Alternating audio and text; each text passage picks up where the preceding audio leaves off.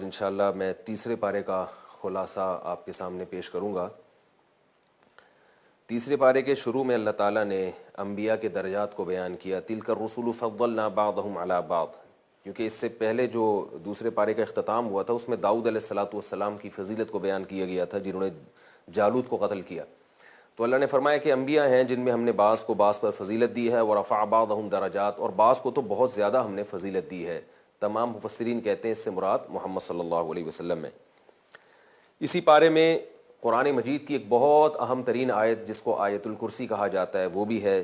یہ وہ آیت ہے جس میں اللہ تعالیٰ کا نام اور اللہ کی طرف جو ضمیریں ہیں جو اس کو پروناؤن کہتے ہیں وہ سب سے زیادہ استعمال ہوئی ہیں ایک ہی آیت میں، اللہ لا الہ الا هو الحی القیوم لا تأخذہ سنۃ ولا نوم۔ رسول اللہ صلی اللہ علیہ وسلم نے فرمایا سورہ آیت الکرسی جو رات کو پڑھ کے سوئے گا تو شیطان اس کے قریب نہیں آئے گا۔ اسی پارے میں اللہ نے ایک حکم بیان کیا، لا اکراہ فی الدین، دین میں زبردستی نہیں ہے، کیونکہ ہم نے حق اور باطل کو بالکل واضح کر دیا ہے، لہذا جو چاہے ایمان لائے، جو چاہے کفر کا راستہ اختیار کرے، لیکن آخرت میں اللہ تعالیٰ نے کافروں کے لیے سخت عذاب رکھا ہوا ہے۔ اس میں ابراہیم علیہ السلام کا ایک واقعہ بھی ہے کہ ایک بادشاہ سے آپ کا مناظرہ ہوا، بادشاہ نے کہا کہ میں بھی مردوں کو زندہ کر سکتا ہوں، تو بادشاہ نے ایک شخص جس کے پھانسی کا فیصلہ ہو چکا تھا اس کو رہا کرنے کا حکم دیا، اور جس کی رہائی کا فیصلہ تھا اس کو قتل کر دیا۔ تو بادشاہ نے کہا دیکھو زندگی موت تو میرے ہاتھ میں ہے۔ ابراہیم علیہ السلام نے کہا ٹھیک ہے، ان اللہ یاتی بالشمس من المشرق فاتی بہا من المغرب، اللہ سورج مشرق سے نکالتا ہے تو مغرب سے نکال کے دکھا دے، تو وہ بھی خاموش ہو گیا۔ اسی میں اللہ تعالیٰ نے بہت اہتمام سے حکم دیا ہے اپنی راہ میں مال خرچ کرنے کا، بلکہ اس سے پہلے ایک ابراہیم علیہ السلام کا واقعہ بھی سنایا۔ ابراہیم علیہ السلام نے کہا کہ اللہ تو مردوں کو کیسے زندہ کرے گا؟ تو اللہ نے 4 پرندوں کا حکم دیا ابراہیم علیہ السلام کو کہ ان کا گوشت کاٹ کے مکس کر کے پہاڑ پہ چاروں طرف رکھ دیں، 4 پہاڑوں پہ، اور پھر جس پرندے کو نام لے کے پکاریں گے وہ آپ کی طرف آتا چلا جائے گا۔ تو سارے پرندے جڑ گئے اور وہ دوبارہ سے پرندے بن کے ابراہیم علیہ السلام کے پاس آئے، اور ابراہیم علیہ السلام نے کہا یعنی اللہ نے کہا کہ وَعْلَمْ أَنَّ اللَّهَ عَزِيزٌ حَكِيمٌ، اے ابراہیم یقین کر لے کہ اللہ جو چاہے وہ کر سکتا ہے۔ اس صورت میں اللہ تعالیٰ نے، اس پارے میں اللہ تعالیٰ نے اپنی راہ میں خرچ کرنے کا بہت تاکید سے حکم دیا۔ مَثَلُ الَّذِينَ يُنْفِقُونَ أَمْوَالَهُمْ فِي سَبِيلِ اللَّهِ، جو لوگ اللہ کی راہ میں خرچ کرتے ہیں ان کی مثال گندم کے دانے کی طرح ہے، ایک دانے سے 700 دانے نکلتے ہیں۔ تو آپ اگر خیر کے کاموں میں خرچ کریں گے وہ خیر آگے ملٹیپلائی ہوتی چلی جائے گی، تو آپ کو اس کا ثواب ملتا چلا جائے گا۔ اور یہ بھی حکم دیا گیا کہ جب فقراء اور غریبوں پہ خرچ کرو تو احسان نہ جتلایا کرو، بار بار انہیں تانے مت دیا کرو کہ ہم نے تم پہ خرچ کیا ہے۔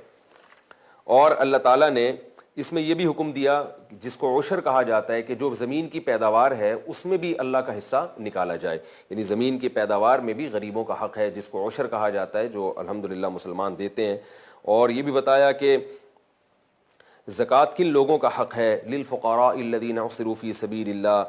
لا یستطیعون ضربا فی الارض یحسبهم الجاہل اغنیاء من التعفف، بہت سے لوگ ایسے سفید پوش ہیں کہ وہ ان کے پاس روٹی نہیں ہے، غریب ہیں، مسکین ہیں، مگر وہ لوگوں سے اپنی حاجت کہتے نہیں ہیں۔ تو سب سے پہلے یہ لوگ ہیں جو ہمارے صدقہ و خیرات کے مستحق ہیں۔ اور پھر اللہ نے حکم دیا الذین ينفقون اموالهم باللیل والنہار سرا وعلانیۃ فلہم اجرہم عند ربہم ولا خوف علیہم ولا هم یحزنون، کہ دن اور رات اللہ کی راہ میں جو لوگ خرچ کرتے ہیں دکھا کے بھی اور چھپا کے بھی، تو ہمیں حکم ہے کہ چھپ کے بھی صدقات و خیرات کریں اور لوگوں کو دکھا کے بھی کریں تاکہ لوگوں کو ترغیب ہو۔ چھپ کے بھی کرنا پڑے گا اور لوگوں کو دکھا کے بھی کرنا پڑے گا تاکہ ترغیب ہو لوگوں کو۔ فرمایا جو لوگ یہ کام کرتے ہیں تو ان پر نہ کوئی خوف ہوگا اور نہ وہ غمزدہ ہوں گے۔ صدقہ کے بالکل برعکس ہے سود، تو انہی آیتوں میں سود کی حرمت بھی نازل ہوئی۔ سود کہتے ہیں پیسہ دے کے مزید پیسہ لینا، اپنا اصل رقم بھی اور اس پہ اضافہ، اور صدقہ کہتے ہیں اپنے پیسے کو گویا ہلاک کر دینا۔ تو سود جو ہے یہ صدقہ اور زکوٰۃ کی بالکل اپوزٹ ہے، تو اس کا ذکر اللہ نے کیا الذین یاکلون الربا، جو لوگ سود کھاتے ہیں، لا یقومون الا کما یقوم الذی یتخبطہ الشیطان من المس، قیامت کے دن جب وہ حشر ہوگا ان کا تو ایسے جیسے کسی پر جن سوار ہوتا ہے اور ایسا بدحال ہوتا ہے، تو ایسا عذاب ہوگا ان کے اوپر۔ اور اللہ نے فرمایا کہ اے ایمان والو اللہ سے ڈرو اور سودی لین دین چھوڑ دو، اگر تم سودی لین دین سے توبہ نہیں کرتے تو اللہ اس کے رسول کا تمہارے خلاف اعلان جنگ ہے۔ اسی صورت میں سورہ بقرہ کی آخری آیت ہے،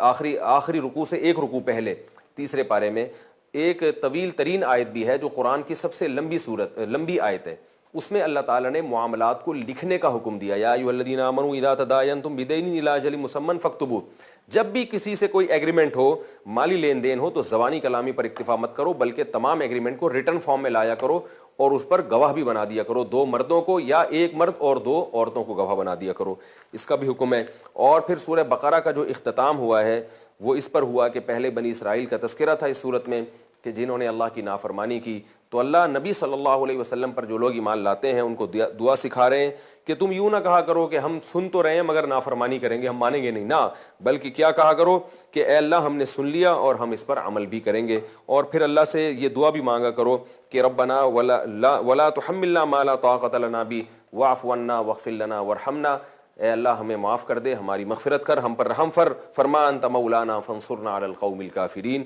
کہ ہم پر ہماری مدد کر کافروں کے خلاف۔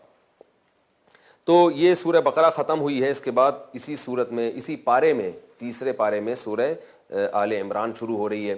عیسائیوں کے کچھ ایک وفد آیا تھا رسول اللہ صلی اللہ علیہ وسلم سے مذاکرات کے لیے، مناظرے کے لیے، تو آپ صلی اللہ علیہ وسلم نے ان کو بتایا کہ عیسیٰ علیہ السلام اللہ کے بیٹے نہیں ہیں۔ تو انہوں نے کہا کہ بھئی قرآن میں تو، تورات انجیل میں تو ہے کہ بیٹے ہیں، بیٹے کا لفظ استعمال ہوا، تو بتایا گیا کہ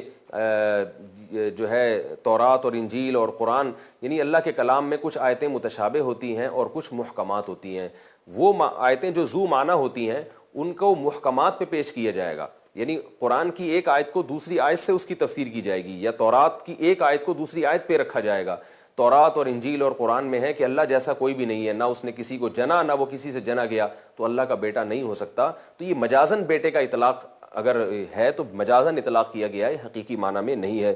تو بتایا گیا کہ نزل علیک الکتاب بالحق مصدقا لما بین یدیہ وانزل التوراۃ والانجیل، اللہ ہے جس نے تورات اور انجیل کو بھی نازل کیا۔ هو الذی یصورکم فی الارحام، وہ اللہ ہے جو تمہیں ماں کے رحم میں بناتا ہے۔ عیسیٰ ابن مریم تمہیں پیدا نہیں کرتے، لہذا وہ عبادت کے لائق نہیں ہیں۔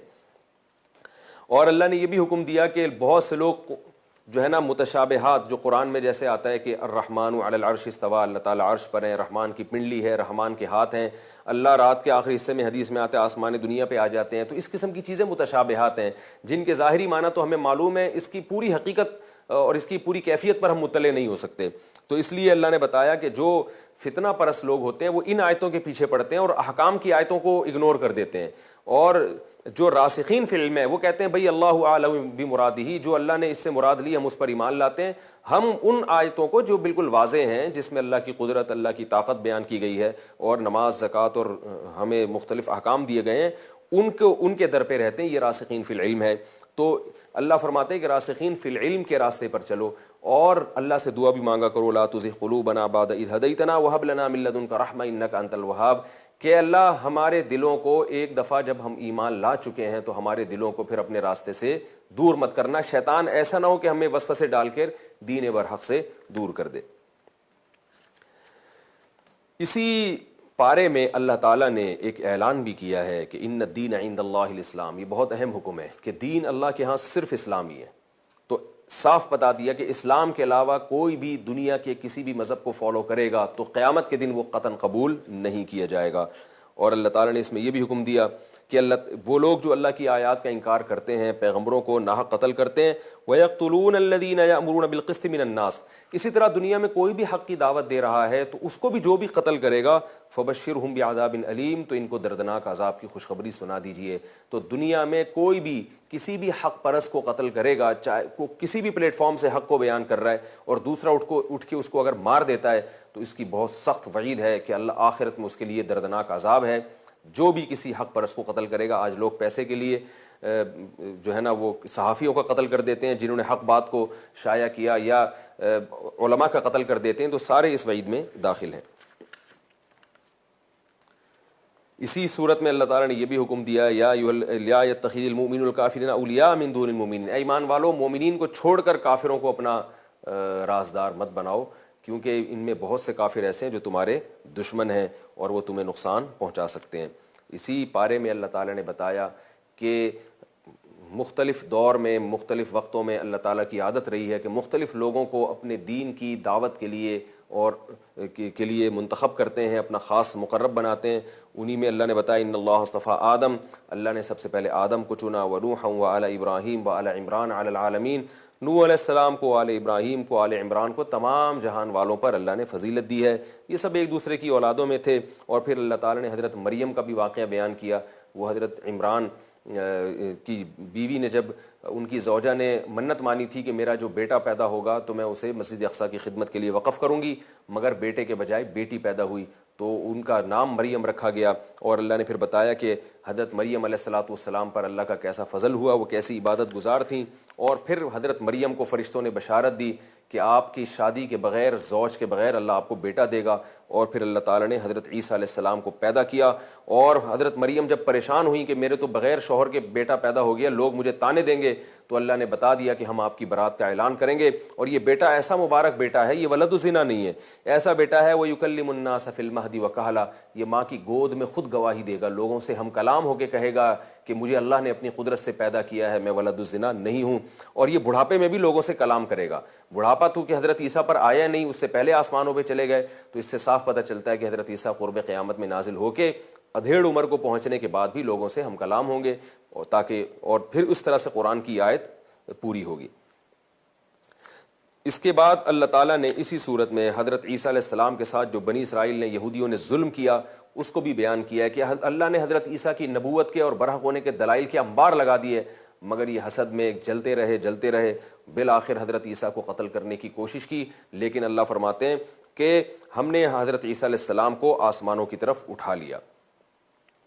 پھر عیسائیوں نے حضرت عیسیٰ کی شان میں غلو شروع کر دیا اور کہا کہ یہ اللہ کے بیٹے ہیں، کیونکہ بغیر باپ کے تو کوئی انسان پیدا نہیں ہو سکتا، یہ تو بیٹے ہیں. تو اللہ نے بڑی بہترین مثال دی، ان مثل عیسیٰ عند اللہ آدم، کہ عیسیٰ کی مثال اللہ کے آدم کی طرح ہے. آدم کا تو نہ باپ تھا نہ ماں تھا، تو جو اللہ بغیر باپ اور ماں کے آدم کو پیدا کر سکتا ہے، وہ بغیر باپ کے حضرت عیسیٰ کو پیدا نہیں کر سکتا. تو یہ کیسی بات ہے کہ جو بغیر باپ کے پیدا ہو گئے، معاذ اللہ اس کا باپ اللہ ہے؟ یہ تو بہت بڑا اللہ تعالیٰ پر بہتان ہے.